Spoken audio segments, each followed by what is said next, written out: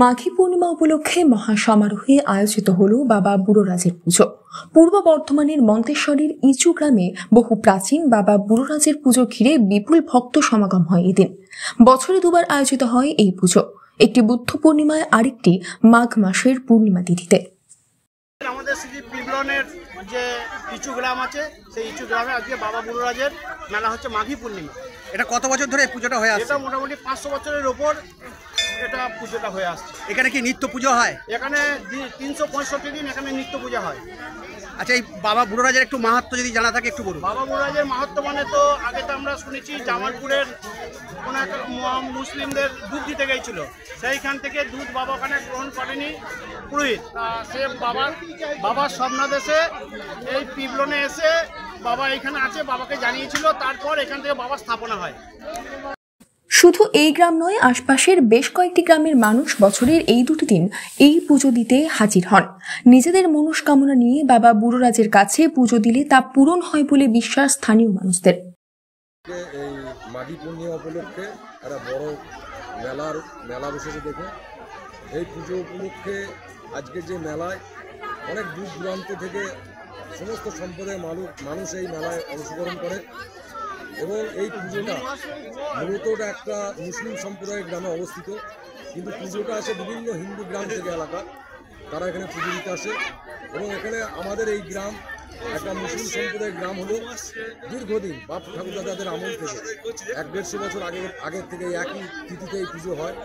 এবং আমরা প্রত্যেককে এখানে একটা সকলকে সহযোগিতা করি, আমরা একে অপরকে সহযোগিতা করি এবং প্রতি বছর এই মেলা উপলক্ষে একটা সাংস্কৃতিক অনুষ্ঠান হয়।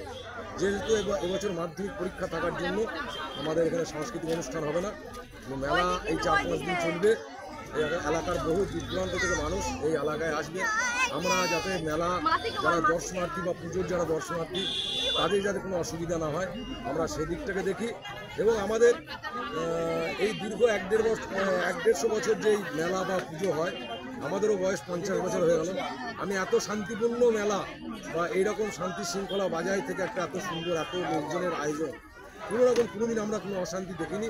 তো আগামী দিনেও এই সম্পৃক্তি, এই মেলাকে কেন্দ্র করে আমাদের এলাকার যে সাম্প্রদায়িক সম্পৃক্তি এটা বজায় থাকবে বলে আমার বিশ্বাস। আমার নাম। প্রত্যেক বছরের মতো এবছরও এই পুজো উপলক্ষে ইচু গ্রামে ভিড় জমাচ্ছেন অগণিত ভক্ত। আজ এখানে কি পুজো হচ্ছে? এই জায়গার নামটা কি? ইচু ভাগড়া, তাই তো? আপনি অষ্টপ্রণাম খাটলেন? প্রত্যেক বছর খাটেন? আপনার নাম? প্রত্যেক বছরই এই পুজোকে কেন্দ্র করে মেলা ও বিভিন্ন রকমের সাংস্কৃতিক অনুষ্ঠানের আয়োজন করা হয়, কিন্তু এবছর এই সময় মাধ্যমিক পরীক্ষা চলার জন্য সাংস্কৃতিক অনুষ্ঠান বন্ধ রাখা হয়েছে। তবে সমস্ত ধর্মীয় আচারবিধি মেনে এবছরও সম্পন্ন হল মাঘী পূর্ণিমার এই মহাপুজো। মন্তেশ্বর থেকে আমিরুল ইসলামের রিপোর্ট, নিউজ নেটওয়ার্ক 7।